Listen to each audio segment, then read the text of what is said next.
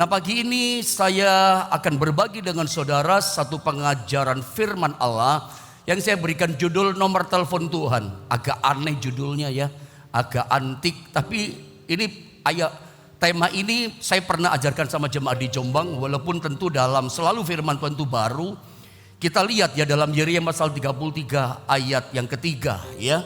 Saya ingin kita akan sama-sama membacanya dari ayat ini, Yeremia pasal 33 ayatnya yang ketiga. Ayo sama-sama kita baca Bapak Ibu Saudara, 2, 3. Berserulah kepadaku, maka aku akan menjawab engkau dan akan memberitahukan kepadamu hal-hal yang besar dan yang tidak terpahami, yakni hal-hal yang tidak kau ketahui.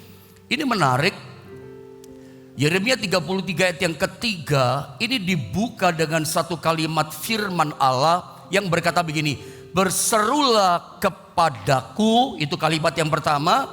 Apa hasilnya kalau kita berseru kepada Tuhan? Maka ini jaminan berkat Tuhan, aku akan menjawab engkau. Tuhan yang pasti langsung jawab, yang jawab langsung Tuhan. Caranya bagaimana? Berserulah kepadaku. Tentu Anda bertanya, jemaat Tuhan, ya apa sih pendeta berseru kepada Tuhan?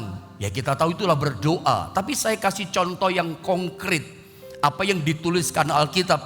Karena selalu cara saya menyampaikan firman Allah adalah dari ayat menerangkan kepada ayat. Apa sih berseru? Ada nggak contohnya dari Alkitab? Ada. Contohnya adalah seorang dari Yeriko yang bernama Bartimeus. Dia itu berseru-seru kepada Tuhan. Akhirnya Tuhan jawab loh. Lukas 18 di ayat 38 dan 39, dia itu berseru, si Bartimeus yang buta ini, yang tidak ada harapan sebetulnya hidupnya kasihan, yang biasanya dia berseru sama manusia, minta tolong manusia, berharap sama manusia, kasihani aku, minta uang dong Pak, belum makan hari ini. Biasanya tiap hari dia berserunya sama manusia, minta tolongnya sama orang, berharapnya sama orang. Begitu Yesus lewat berubah. Sekarang dia berseru kepada Yesus. Kita lihat ayatnya ya. Saya baca 38, 39. Nanti tolong di rumah Anda lanjutkan baca ayat ini. Tolong, ini PR 40, 41. Saya baca 38, 39 untuk menyingkatkan waktu maksudnya. Lalu ia berseru dia katakan, Yesus anak Daud, kasihanilah aku. Dia berseru. Dan berserunya luar biasa, aneh juga. Kok bisa ngerti orang ini? Yesus anak Daud, kasihanilah aku. Terus ayat 39, boleh sama-sama kita baca 39, biar seru saudara di rumah saudara bisa baca firman. Ada damai yang mengalir di rumah tangga saudara. 39 sama-sama baca. 2, 3. Maka mereka yang berjalan di depan menegur dia supaya ia diam. Namun semakin keras ia berseru, anak Daud, kasihanilah aku. Keren. Ada dua kata berseru di sini. Berseru yang pertama itu kalau dalam teks Yunani dipakai kata boao, B-O-A-O, biasa saja boao. Boao itu artinya berseru, tapi berserunya tidak terlalu keras. Yesus anak Daud, kasihanilah aku. Gambaran saya, kata berseru dari kata boao yang pertama ini seperti Anda makan di sebuah rumah makan, lalu Anda pesan menu tambahan. Anda udah tulis kasih ada menu tambahan. Mas, mbak, sini mbak, tambah satu lagi, capcay kuah misalnya. Anda gak teriak keras banget kan? Itu lagi banyak orang makan loh. Itu berseru, tapi berserunya boao, tidak terlalu keras berseru yang pertama. Itu pun sudah mengganggu banyak orang-orang di sekitar Yesus. Itu kayaknya ring satu, para murid-muridnya Tuhan mulai berkata, diam kamu, suara kamu ini mengganggu, teriak-teriak terus kamu. Yesus anak Daud, kasihanilah aku, terus-terusan mengganggu. Tetapi apakah yang namanya Bartimeus bisa dihentikan seruannya minta tolong kepada Tuhan? Dia berkata, Yesus anak Daud, kasihanilah aku. Orang ini tahu dari mana ya?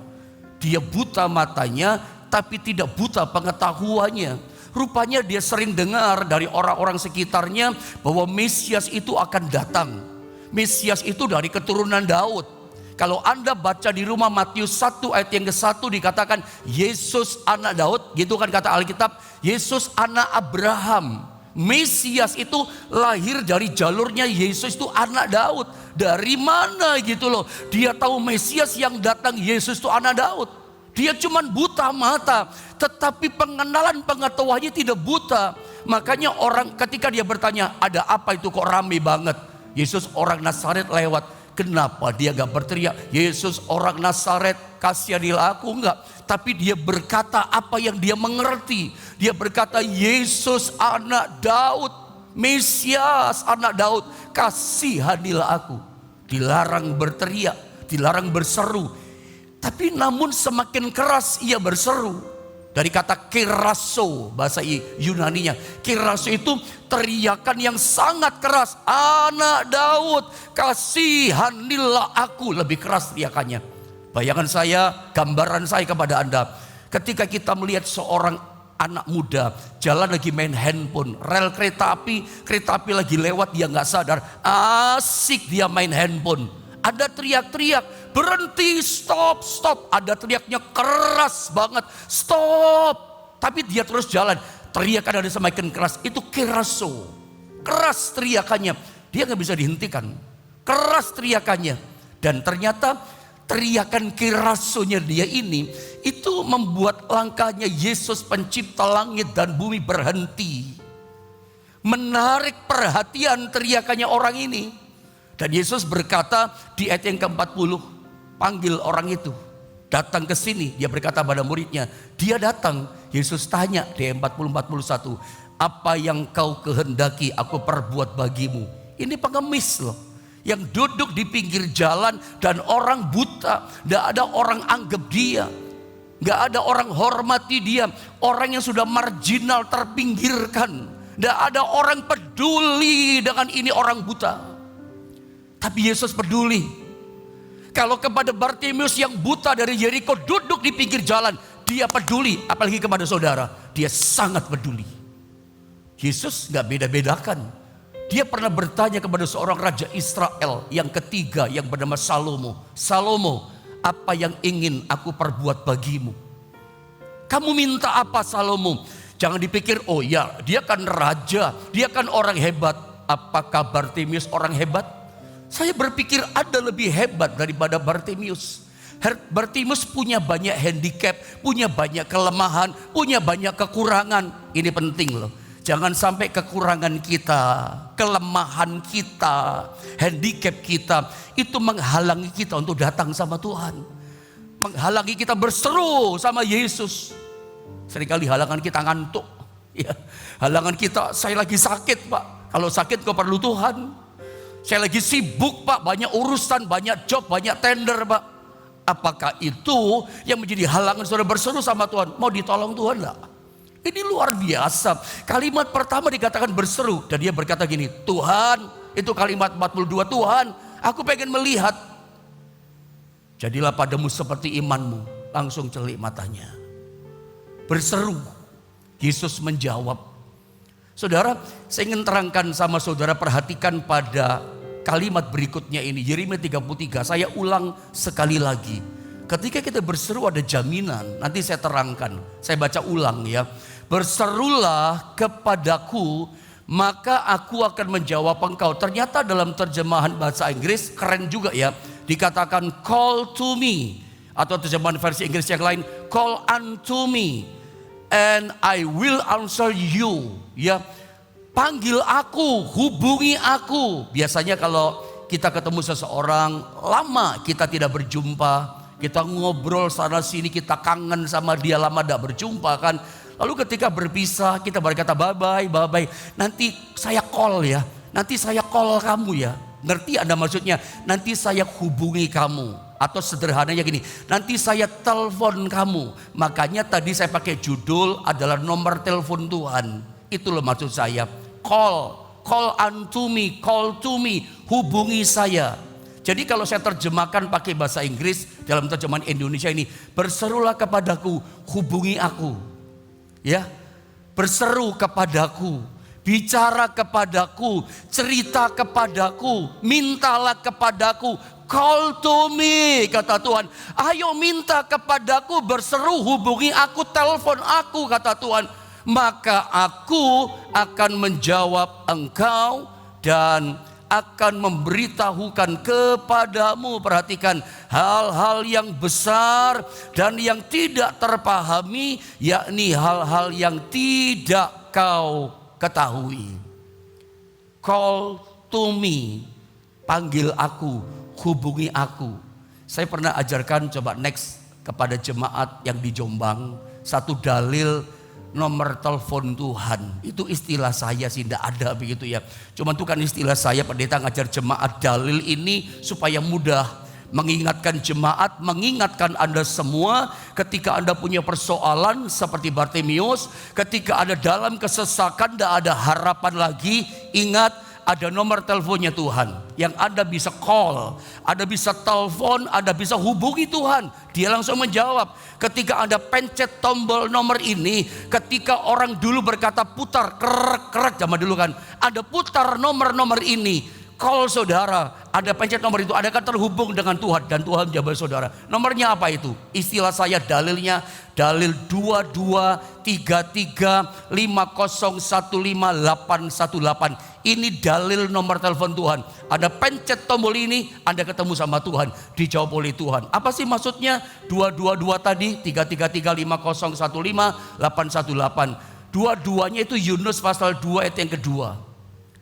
333-nya Yeremia 33 ayat 3. Saya cepat saja ya. Mazmur 50 ayat 15. Mazmur 81 ayat 8. Anda screenshot, kalau perlu ada foto. Jadi ingat-ingatan buat saudara. Kalau Anda lagi nangis, ya, Anda lagi susah, Anda lagi dalam kesesakan, Anda lagi menderita hidupmu gitu. Anda sedang menghadapi problem yang besar, rasanya nggak tertangani, nggak sanggup lagi engkau mengatasi. Ingat, pencet tombol nomor ini, calling Tuhan, hubungi Tuhan. Dari ayat ini kita menemukan jawaban. Dia menjawab kita. Saya kasih contoh Yeremia, kita berangkat di ayat tadi kan 33:3. Sekarang saya tunjukkan satu contoh Yunus pasal 2 ayat 2. Yunus pun mengalami masalah yang hampir sama dengan Bartimius, tapi lebih parah dia. Dia berseru loh. Saya baca ya. Yunus 2 ayatnya yang kedua. Dikatakan begini. Katanya, dalam kesusahanku, perhatikan apa kata Yunus, aku berseru kepada Tuhan. Dia dalam perut ikan ini, nggak ada harapan, mati, nggak ada harapan, pasti mati 100% sebetulnya. Aku berseru kepada Tuhan dan Ia menjawab aku. Sama ya, ketika Yunus dalam kesesakan, dalam kesusahannya, maka dikatakan apa? Kesusahan dari apa ini? Dari tengah-tengah dunia orang mati. Vonisnya mati loh. Aku berteriak, call to me, berseru, memanggil Tuhan, dan kau dengar suaraku. Yunus nggak ada harapan. Saya suka ngomong sama saudara, saya suka ajarkan sama saudara. Kalau Anda jadi Yunus masuk dalam perut ikan, nggak ada harapan. Pasti pikiran kita sama, mati aku. Mati aku, karena nggak lihat apa-apa. Di depan kita lihat giginya ikan yang besar. Kita nggak tahu ikan apa, ikan paus kah? Nggak disebut Alkitab. Pokoknya ikan besar dia, dalam perut ikan besar. Lihat giginya tertutup rapat. Mau gimana mau lepas? Lihat ke bawah, ususnya ikan. Lihat ke kanan, ada rumput laut, ada kangkung dan macam-macam. Waduh, nggak ada jalan keluar, mati. Tapi meskipun nggak ada harapan, 0%. Tertutup jalannya, kesesakannya dalam dunia orang mati. Hebat ya Yunus imannya. Dia tahu ada yang bisa tolong dia. Masih juga dia berseru. Jangan pernah berhenti berseru seperti Bartimius. Jangan pernah berhenti meskipun dalam kekurangan kita, keterbatasan kita, handicap, ketidakberdayaan kita. Kita udah gak bisa apa-apa ini. Jangan berhenti berseru loh. Sayangnya begini ya. Kita itu lebih menghormati manusia. Sorry ya saya katakan ya. Kita itu begitu, Anda itu begitu. Anda itu saking hormatnya sama manusia, begitu punya masalah orang yang Anda cari. Backingan yang Anda cari. Iya kan? Backup orang-orang hebat yang Anda cari. Orang-orang berpangkat, orang yang punya kuasa yang Anda cari. Kenapa nomor satu Anda gak cari Tuhan? Dari situ kelihatan hormat kita bukan pada Tuhan tapi sama manusia. Pengennya backing manusia. Manusia terbatas. Oh, kalau Tuhannya backing saudara, Tuhan yang backup hidup kita, dah terbatas loh kuasanya. Ada lihat Yunus, dia berseru kepada Tuhan dalam situasi dunia orang mati meliliti kehidupannya. Dan dia bersaksi kepada kita dalam Yunus pasal 2 ayat kedua dikatakan, ia menjawab aku. Menurut saya kita berseru kepada Tuhan, kalau dia nggak jawab kita buat apa? Asal doa kita sesuai dengan kehendak Tuhan. Ya, doa yang kita minta itu ada dalam menu janji-janjinya Tuhan. 1 janji ini, 2 ada janjinya, ada di menu. Anda pergi ke rumah makan disodorkan menu. Menunya salah satunya adalah soto daging. Tidak ada soto ayam, Anda maksa, nggak mau. Pokoknya hari ini, siang ini saya minta soto ayam. Lo tidak ada di menu, Anda paksa. Tunggu sampai besok pagi jam 5 pagi juga ada keluar itu soto ayam. Tidak ada di menu. Selama janjinya ada minta, pasti dijawab saudara. Anda jangan minta gini, Tuhan hari ini saya mau berangkat judi Tuhan. Saya mau judi Tuhan, ya mau tupok Tuhan gitu. Tuhan berkati saya, nggak ada di menu, sampai kapanpun nggak pernah dijawab. Saya pengen nikah lagi Tuhan, udah nikah kok mau 2 lagi, nggak dijawab. Itu contoh yang paling mudah. Selama ada di menunya Tuhan, aku berkati kamu, aku sembuhkan kamu, aku pulihkan kamu, aku tolong kamu, aku berkati kamu. Selama ada di janji Tuhan, Tuhan jawab. Jangan berhenti berseru. Dalam ketidakberdayaan meskipun ada halangan besar di depan saudara. Rasanya gak mungkin Pak Pendeta. Itu kan bagi saudara. Yang gak mungkin bagi saudara, mungkin bagi Tuhan. Lihatlah Yunus. Dia tetap beriman. Gak pernah berhenti beriman. Meskipun dalam dunia orang mati tidak ada harapan. Oh, dia tetap berseru. Aku berseru kepada Tuhan. Dan dia menjawab aku dari tengah-tengah dunia orang mati. Dunia orang mati bicara nol, hopeless, gak ada harapan. Tapi di dalam Yesus selalu ada harapan. Saya ulang sekali lagi. Kalau pagi ini Anda percaya kepada Yesus, engkau ada harapan terima pertolongan Tuhan. Sebab itu kalau punya masalah, tiru Bartimius, tiru Yunus, berserulah kepada Tuhan. Mari saya tunjukkan kepada saudara. Ada beberapa berkat kalau kita calling Tuhan. Kalau kita telepon Tuhan, kita berseru Tuhan, kita hubungi sama Tuhan. Yang pertama adalah, maka aku akan menjawab engkau. Itu kan ayatnya berkata, berserulah kepadaku, Yeremia 33 ayat 3, termasuk Yunus 2 ayat yang kedua, Mazmur 50, 15, Mazmur 81, 18 sama. Kalau kita berseru dalam kepicikan, dalam kesesakan, maka aku menjawab engkau. Itu berkat yang pertama, sekaligus jaminan daripada Tuhan. Bikin apa, buat apa kita doa pagi saat ini kalau kita berseru gak dijawab? Sia-sia kan? Tapi saya mau pastikan firman Allah yang berkata, dalam doa pagimu setiap hari kau bangun lebih awal, 4:30 sudah bangun. Saya lihat ada yang jam 3, jam 2 sudah bangun juga. Saya bangun, Anda sudah bangun juga gitu ya. Saya lihat ada yang mulai WA jam 2:30 pagi. Ya pasti saya bunyi, saya buka, ini jemaat online 2:30 udah bangun, jam 2 udah bangun. Ini sama dengan pendeta bangunnya saudara ya. Pagi udah bangun. Buat apa Anda bangun pagi-pagi berseru gak dijawab? Saya mau pastikan doamu dijawab loh sama Tuhan. Jadi ayat ini mengatakan kepada kita, dia selalu menjawab doa kita. Cuman satu halangannya, coba next berikutnya yang membuat Tuhan tidak menjawab. Yesaya 59 ayat 1 sampai 2 Anda baca di rumah ya. Halangannya apa di sini? Ya dosa kita. Dosa memisahkan kita dari Tuhan, membuat dia menyembunyikan dirinya, tidak menjawab doa kita. Hidup benar, hidup suci, melakukan kehendak Allah. Percayalah, doa Anda pasti dijawab oleh Tuhan. Nanti Anda baca ini ayat di rumah. Jadi saya ingin beritahu dulu sama saudara, kenapa kita berseru sama Tuhan? Dan Tuhan jamin jawab, sebab akses itu sudah dibuka. Lalu kenapa Anda berseru sama yang lain? Berserulah pada Tuhan pagi ini, ada harapan. Kenapa kita berseru? Aksesnya udah dibuka. Ayat ini menunjukkan ketika kita berseru, dia menjawab. Kenapa dijawab ya? Memang dia sudah memberikan akses jalan kepada kita. Saudara, permisi bicara ya. Kita ketemu sama presiden, itu susah loh. Kalau nggak punya akses. Bagaimana kita nggak punya akses? Mesti punya jalannya, aksesnya. Kalau nggak punya akses, nggak bisa ketemu. Ada ketemu pendeta saja nggak punya nomor teleponnya, bagaimana mau ketemu? Janjian di mana? Aksesnya bagaimana? Harus ada akses. Kalau nggak ada akses, sulit. Kenapa kita bisa bersama Tuhan? Memang itu jaminannya. Dia udah memberikan akses, udah dibuka aksesnya. Sehingga kapanpun Anda gak usah takut. Kapanpun Anda berseru sama Tuhan pasti dijawab. Itu jaminannya kok. Memang lewat kematiannya di atas kayu salib, tirai udah terbelah jadi dua. Tidak ada pemisah kita umat dengan Tuhan. Tidak pakai perwakilan hamba Tuhan. Pak Pendeta tolong doakan. Anda pun bisa datang doa sama Tuhan dan langsung ketemu sama Tuhan. Call sama Tuhan, langsung Tuhan datang menjawab saudara. Tanpa perantara sekalipun. Hari ini pun kau berseru, aksesnya sudah dibuka Bapak Ibu Saudara. Jalannya dibuka, tidak usah takut pintu tertutup. Anda bisa keluar masuk pintu doa kapanpun. Pagi ini boleh, nanti siang jam 12 iya juga bisa. Jam 1 Pak boleh, jam 1 malam pun kalau Anda bangun, Anda berseru kepada Tuhan, Dia siap menjawab saudara. Dia langsung yang jawab. Itu jaminan Dia menjawab kita. Kenapa? Aksesnya sudah dibuka.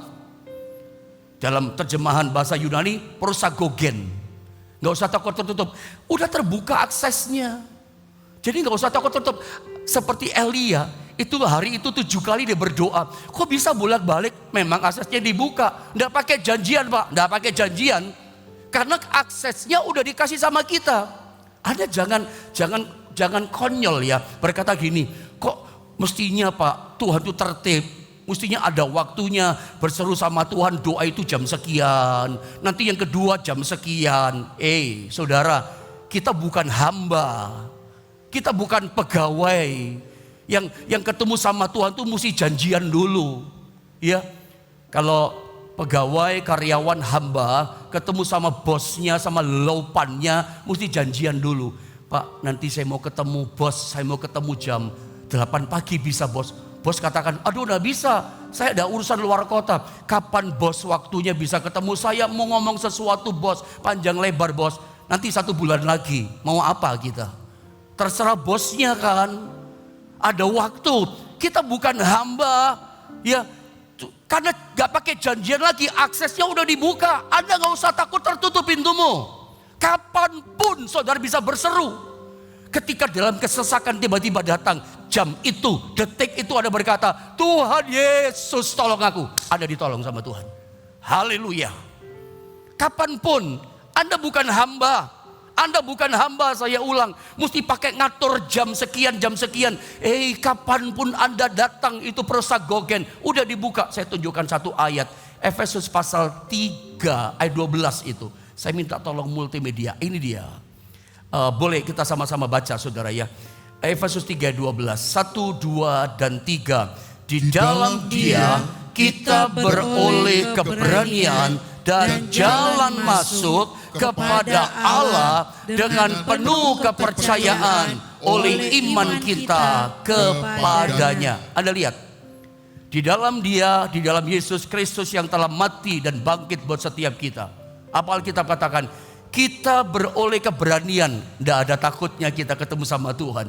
Kadang kita ketemu sama pejabat dakdikduk, ketemu sama bos kita dredeg saudara ya. Kenapa? Aduh nanti ngomong apa ya, nanti bagaimana ya. Tapi Tuhan katakan apa? Di dalam Yesus gak ada ketakutan. Bukan seperti kucing yang mau dipukul atau kesiram air. Ketakutan kita begitu. Oh enggak, kita perlu keberanian dengan gagah kita. Kenapa? Karena kita ngerti di dalam Yesus akses sudah dibuka. Jalan masuknya terbuka, tidak usah takut tertutup, tidak ada halangan. Dan jalan masuk kepada Allah dengan penuh kepercayaan dan iman kita kepadanya. Ada jalan masuk kepada Allah. Yesus itu jalan masuk kita. Makanya Yohanes 10:9 dia berkata begini, akulah pintu. Barang siapa masuk melalui aku, dia akan aku selamatkan. Dia akan masuk dan keluar menemukan padang rumput, menemukan jawaban. Ada satu ayat ya, saya lupa Ibrani pasal berapa itu. Ibrani pasal 4 ayat 15. Coba lihat ayat ini. Saya baca deh ya. Sebab imam besar yang kita punya bukanlah imam besar yang tidak dapat turut merasakan kelemahan-kelemahan kita. Ayat 16-nya kayak ini. Ayat 16-nya coba. Sebab itu marilah kita dengan penuh keberanian, dikatakan apa? Menghampiri tahta kasih karunia, menghampiri. Ini kalau bahasa Yunaninya, kata menghampiri itu prosarchomai. Prosarchomai itu gini, kita tuh bisa keluar masuk kapanpun. Enggak, berapa kali pun boleh. Jadi gini, sebab itu marilah kita dengan penuh keberanian. Gak usah takut, gak usah bimbang, gak usah ragu. Kita bisa prosarchomai, menghampiri tahta kasih karunia. Datang kepada Tuhan lewat doa. Itu kita bagikan datang kepada tahta kasih karunia. Supaya apa? Supaya kita menerima rahmat dan menemukan kasih karunia untuk mendapatkan pertolongan kita pada waktunya. Anda lihat, kita bisa prosarchomai kapanpun Anda keluar masuk boleh. Tuhan tidak marah, enggak. Memang aksesnya udah dikasih sama kita. Pintu masuknya, jalan masuknya bebas kapanpun. Elia 7 kali, Daud 7 kali dalam sehari.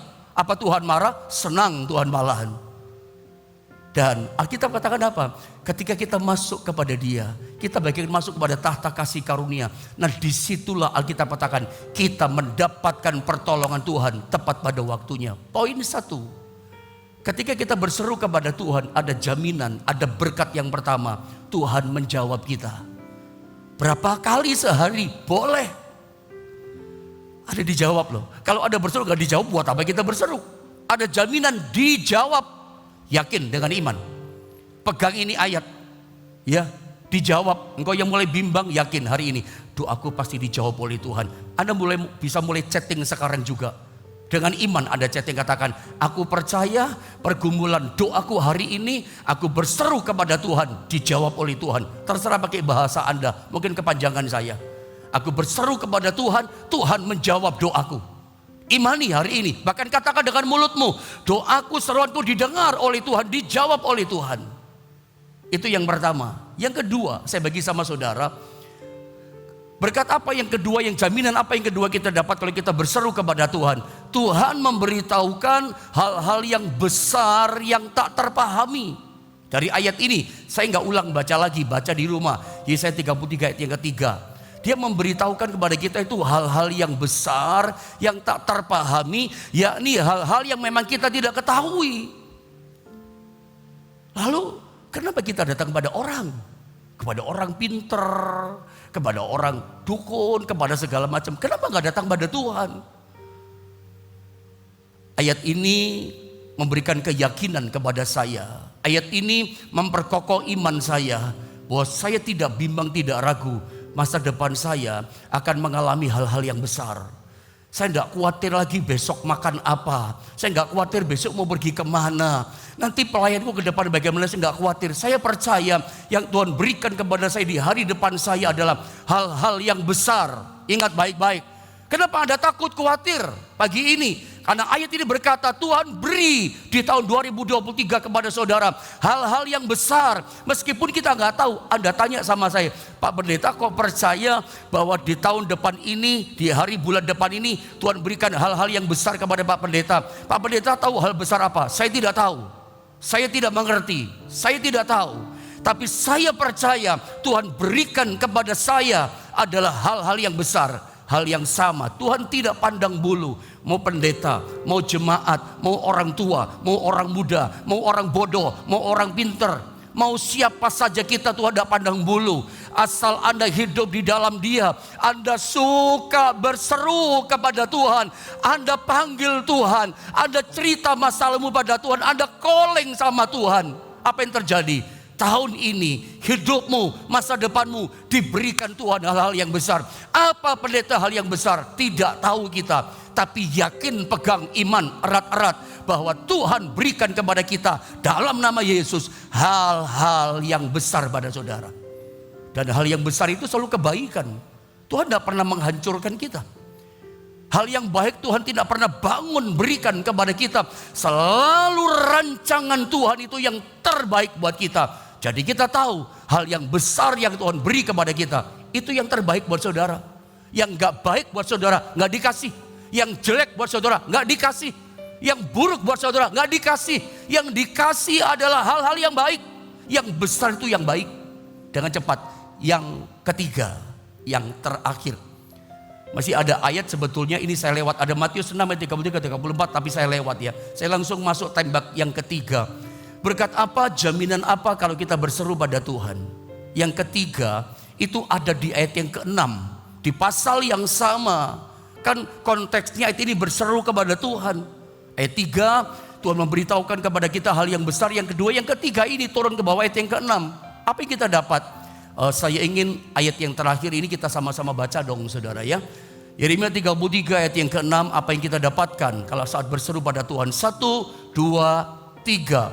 Sesungguhnya aku akan mendatangkan kepada mereka kesehatan dan kesembuhan, dan aku akan menyembuhkan mereka dan akan menyingkapkan kepada mereka kesejahteraan dan keamanan yang berlimpah-limpah. Haleluya. Ini yang ketiga, jaminan Tuhan, berkat Tuhan buat kita saat kita berseru kepada Tuhan. Apa yang kita dapat? Sesungguhnya ini janji Tuhan bagi orang yang berseru pagi ini. Aku, kata Tuhan, akan mendatangkan kepada mereka, kepada kita semua, kesehatan dan kesembuhan. Ya, apalagi, dan aku akan menyembuhkan mereka. Tuhan menyembuhkan saudara yang sakit. Bagaimana mengalami kesembuhan? Karena kita sakit disembuhkan. Tuhan sembuhkan saudara, orang yang berseru kepada Tuhan. Ini jaminan, ini firman Allah yang datang sama saudara. Tangkap sebagai pewahyuan rema buat Anda. Ada sakit pagi ini, bukan kebetulan ada dengar firman. Tuhan mau datang berikan hal yang besar kepada saudara. Salah satunya apa? Seruanmu menyembuhkan kamu. Bahkan dikatakan apa? Menyingkapkan, memberikan kepada kita. Sampai kita melihat tersingkap, kita ngerti. Tidak ada yang tertutup kepada mereka, kepada kita apa? Kesejahteraan, dikasih damai, sejahtera, damai. Dan keamanan, perlindungan yang berlimpah-limpah. Tuhan kasih berlimpah-limpah loh. Kesehatan yang berlimpah-limpah, tambah sehat. Haleluya. Dikasih apa? Damai sejahtera yang berlimpah-limpah. Dikasih perlindungan yang berlimpah-limpah. Dikasih berkat yang berlimpah-limpah. Itu jaminan bahwa Dia menjawab kita saat kita berseru kepada Tuhan. Hormati Tuhan. Kenapa kita berseru kepada yang lain? Bartimeus saja berubah. Biasanya tiap hari kebiasaannya berkata, tolong dong aku Pak, Bu, kasihani aku, kasih uang, belum makan. Tadinya berseru sama manusia, sekarang berubah, berserulah kepada Tuhan. Saya bisa merasakan ada berapa banyak di antara saudara yang pagi ini datang. Kau mungkin sedang dengar firman, sedang menangis hari ini. Kau sedang tergetar hatimu dijamah oleh Tuhan. Karena bebanmu yang berat. Percaya, Dia menjawab doa saudara. Dia memberikan hal yang besar meskipun kita tidak tahu. Itu hal yang baik. Yang ketiga, Alkitab katakan Dia memberikan kesembuhan, kesehatan. Kau yang sakit, terima hari ini juga. Sementara saya melepaskan pengajaran firman Allah, kuasa kesembuhan, kesehatan menyehatkan saudara. Bahkan diberikan berlimpah-limpah, lebih dari sebelumnya. Damainya berlimpah, sampai kepada perlindungannya berlimpah, berkatnya berlimpah atas kita. Seperti pujian tadi yang terakhir. Kenapa Dia bisa berikan berlimpah-limpah kepada kita? Sebab kita punya Tuhan yang besar. Izinkan buka hatimu lebar pagi ini, untuk Anda mengalami perkara yang besar-besar limpah-limpah dari Tuhan pagi ini.